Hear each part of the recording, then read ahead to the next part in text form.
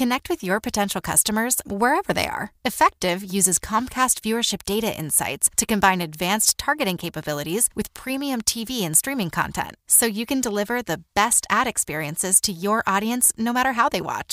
Visit EFFECTV.com.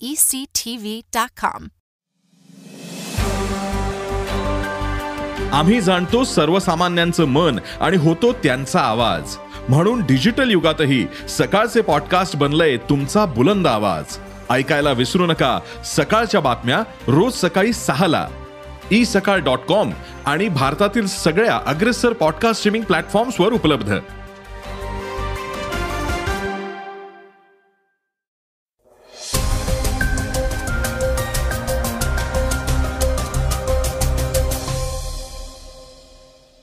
श्रोतेहो नमस्कार, मी अनिरुद्ध गद्रे.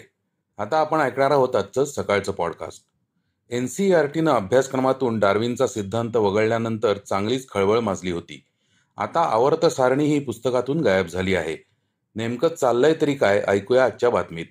मृतदेहावर बलात्कार करणाऱ्या विकृतीविषयक कायदा करण्याचे उच्च न्यायालयाने केंद्राला सांगितले आहे. कुस्तीपटू आंदोलनातून मागे हटायला तयार नाहीत. ते आता राष्ट्रपतींची भेट घेऊन दाद मागणार आहेत. LPG गॅसच्या दरात घट होतीये, तर 10वीचा निकाल आज जाहीर होतोय आणि DRDOच्या संचालकपदी डॉक्टर मकरंद जोशी यांची नवनियुक्ती झाली आहे. दरम्यान चर्चेतली बातमी आहे पंकजा मुंडे यांची. भाजपवर नाराज असलेल्या मुंडे राष्ट्रवादीत जाणार का, या चर्चेला उधाण आलं आहे. चला तर सुरुवात करूया आजच्या पॉडकास्टला NCERT आणि अभ्यासक्रमाच्या बातमीपासून. डार्विनचा सिद्धांत अभ्यासक्रमातून वगळल्यानंतर आता पुस्तकातून आवर्त सारणीही गायब.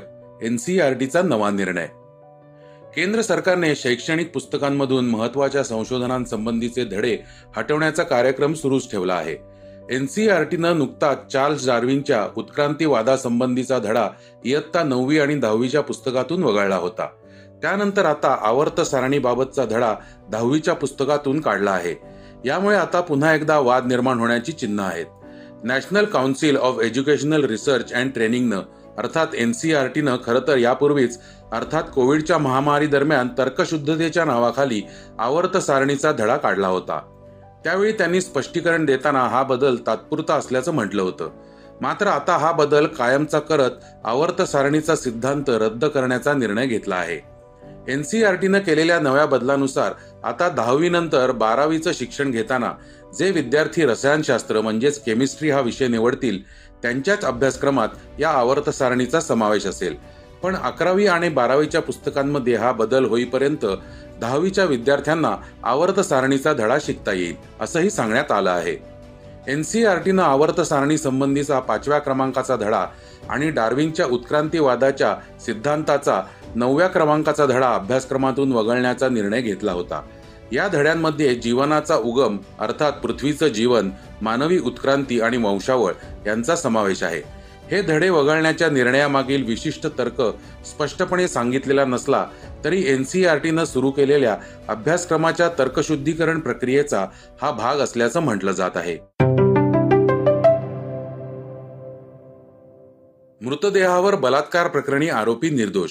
उच्च न्यायालयाचे केंद्राला कायदा बदलण्याचे निर्देश. आधी तरुणीची हत्या करून नंतर तिच्या मृतदेहावर बलात्कार केल्याप्रकरणी आरोपीला कनिष्ठ न्यायालयानं हत्या आणि बलात्काराचा दोषी मानलं आहे. यानंतर त्याला शिक्षा आणि दंडही ठोठावला. परंतु 8 वर्षानंतर आता कर्नाटक उच्च न्यायालयाने आरोपीला हत्येचा दोषी मानलं, पण बलात्कार प्रकरणात त्याची निर्दोष मुक्तता केली. कारण कायद्यातील त्रुटी. उच्च न्यायालयाने सांगितलं, कायद्यान्वये मृतदेहाला व्यक्ती मानता येत नाही. त्यामुळे बलात्काराशी संबंधित भारतीय दंडविधान कलम 376 आरोपीवर लागू होत नाही. कलम 375 आणि 377 अंतर्गत मृतदेहाला मनुष्य किंवा व्यक्ती मानता येणार नाही. त्यामुळे बलात्काराचा गुन्हा लावता येत नाही. कोर्टानं भलेही आरोपीला बलात्कार प्रकरणात मुक्त केलं असेल, पण केंद्र सरकारला निर्देश दिले की त्यांना 6 महिन्यांमध्ये भारतीय दंडविधान कलम 377 मध्ये सुधारणा करावी.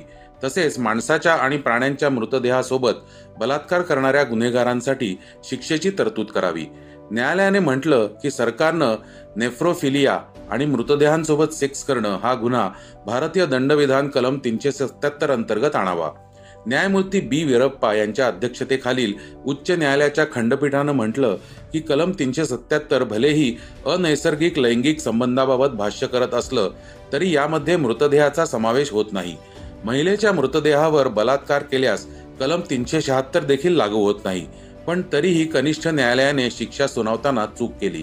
पण आता उच्च न्यायालयाने आरोपी रंगराजू याला बलात्कार प्रकरणाच्या आरोपातून मुक्त केलं. तसेच केंद्राला 6 महिन्यांच्या आत कायद्यात दुरुस्ती करण्याचे निर्देश दिले. मृतदेहांबाबत लैंगिक आकर्षणाला नेफ्रोफिलिया म्हणतात. नेफ्रोफिलिया ही एक मानसिक विकृती आहे. ही विकृती असलेली व्यक्ती मृत शरीरांकडे आकर्षित होत असते. तसेच मृतदेहांसोबत लैंगिक क्रीडा करतात. त्यामुळे अशा व्यक्ती सिरियल किलर बनतात. नोएडामधील बहुचर्चित निठारी हत्याकांडातील प्रमुख आरोपी सुरेंद्र कोळी हा देखील नेफ्रोफिलिया न ग्रस्त होता. आता कुस्तीपटूंचा एल्गार कुरुक्षेत्रमधून राष्ट्रपतींची भेट घेणार. भारतीय शेतकरी संघटनेचे राष्ट्रीय अध्यक्ष राकेश टिकैत यांनी महिला कुस्तीपटूंना न्याय मिळावा यासाठी आता राष्ट्रपतींना साकडं घालण्याचा निर्णय घेतला आहे. उत्तर प्रदेशातील अलीगड येथे शेतकऱ्यांची महापंचायत भरवण्यात आली होती. त्यावेळी बोलताना राकेश टिकैत यांनी महिला कुस्तीपटूंच्या लैंगिक शोषणाचा मुद्दा राष्ट्रपतींकडे नेणार असल्याचं सांगितलं. राकेश टिकैत म्हणाले की आम्ही शांततेने आमचे म्हणणे मांडत आहोत. या ठिकाणीही अनेक निर्णय झाले आहेत. ते निर्णय राखून ठेवण्यात आले आहेत. मात्र आम्ही राष्ट्रपतींना भेटणार आहोत. शेतकऱ्यांच्या पंचायतीने ठरवले आहे की खाप प्रतिनिधी राष्ट्रपतींची भेट घेतील. मात्र याबाबतचे अजून जे निर्णय होतील ते कुरुक्षेत्रमधून होतील. मात्र या लढाईत खाप पंचायत आणि महिला कुस्तीपटू हरणार नाहीत. ही लढाई लढली जाईल. त्यांच्यावर अन्याय होऊ देणार नाही. लैंगिक शोषणाचा आरोप करत ब्रिजभूषण सिंग यांच्या विरुद्ध आंदोलन करणाऱ्या भारतीय महिला कुस्तीपटूंविरुद्ध दिल्ली पोलिसांनी बळाचा वापर केल्यानंतर या प्रकरणाची दखल आंतरराष्ट्रीय ऑलिम्पिक समितीने देखील घेतली. त्यांनी वक्तव्य प्रसिद्ध करत दिल्ली पोलिसांनी पदक विजेत्या महिला कुस्तीपटूंना दिलेल्या वागणुकीबद्दल कडक शब्दात फटकारले. आंतरराष्ट्रीय ऑलिम्पिक समितीने म्हटले की भारतीय कुस्तीपटूंना मिळालेली वागणूक ही अत्यंत वाईट आणि हादरवणारी होती. कुस्तीपटूंनी केलेल्या आरोपांची स्थानिक कायद्याच्या चौकटीत बसणारी निष्पक्ष चौकशी करण्यात यावी अशी मागणी आंतरराष्ट्रीय ऑलिम्पिक समितीने केली आहे. तसेच भारतीय कुस्ती महासंघाला 45 दिवसात निवडणूक घेतली नाही तर बंदी घालण्याची धमकी देखील दिली आहे.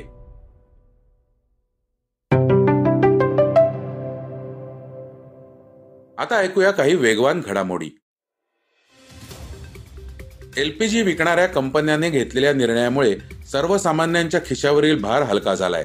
19 किलोच्या व्यावसायिक एलपीजी गॅस सिलेंडरच्या किमतीतही घट झाली आहे. आधी व्यावसायिक एलपीजी गॅस सिलेंडरसाठी 1856 रुपये 50 पैसे मोजावे लागत होते. आता त्यात 83.5 रुपयांची घट होऊन त्याची किंमत 1773 रुपये झाली आहे. आज दुपारी 1 वाजता 10वीचा निकाल जाहीर होणार आहे. ऑनलाईन निकालानंतर विद्यार्थ्यांस स्वतःच्या अनिवार्य विषयांपैकी कोणत्याही विशिष्ट विषयात त्याने संपादित केलेल्या गुणांची गुणपडताळणी करण्यासाठी ऑनलाईन पद्धतीने मंडळाच्या अधिकृत संकेतस्थळावरून किंवा शाळांमार्फत अर्ज करण्याची सोय उपलब्ध करून देण्यात आलेली आहे. गुणपडताळणीसाठी शनिवार दिनांक 3/6/2023 ते सोमवार दिनांक 12/6/2023 पर्यंत अर्ज ऑनलाईन पद्धतीने करता येतील. या निकालानंतर महाविद्यालयीन प्रवेशांच्या गडबडीला सुरुवात होणार आहे. अल्लू अर्जुनच्या पुष्पा द रूल अर्थात पुष्पा 2 या सिनेमाच्या टीमला अपघात झालाय. तेलंगणातून आंध्र प्रदेशात परत येत असताना त्यांच्या बसचा अपघात झाला, ज्यामध्ये 2 जण जखमी झालेत. जखमींवर उपचार सुरू आहेत. संरक्षण संशोधन आणि विकास संस्थेच्या म्हणजेच DRDO दिघे येथील संशोधन आणि विकास आस्थापना अभियंता या प्रयोगशाळेचा संचालक पदाचा पदभार डॉक्टर मकरंद जोशी यांनी गुरुवारी स्वीकारला. डॉक्टर जोशी यांनी अमेरिकेतील क्लेमसन विद्यापीठातून मेकॅनिकल इंजिनिअरिंगमध्ये PhD प्राप्त केली आहे. ते ऑगस्ट 2000 मध्ये R&DE अभियंता या प्रयोगशाळेत रुजू झाले होते. आता बातमी चर्चेतली. पंकजा मुंडे राष्ट्रवादीत येणार का? अनिल देशमुखांच्या वक्तव्याने चर्चांना उधाण. भाजप नेत्या पंकजा मुंडे यांची पक्षांतर्गत नाराजी काही नवीन नाही. त्यांनी आता पुन्हा ती एकदा बोलून दाखवली आहे. महादेव जानकर यांच्या राष्ट्रीय समाज पक्षाच्या एका कार्यक्रमात बोलताना पंकजा म्हणाल्या, ये मेरा मायका है, राष्ट्रीय समाज पक्ष भी तो मेरा मायका है, मेरे भाई का घर है. इधर पिता से लड़ाई हो गई तो भाई के घर में भी जा सकते हैं. अर्जुन भी बीजेपी ने ये किया वो किया, बीजेपी आपकी पार्टी ताई की पार्टी। मेरी कहाँ भाई पार्टी, मैं बीजेपी की हूँ, बीजेपी मेरी थोड़ी है। बीजेपी बहुत बड़ी है, मैं बीजेपी की हूँ, बीजेपी पार्टी की हूँ, पार्टी मेरी नहीं हो सकती।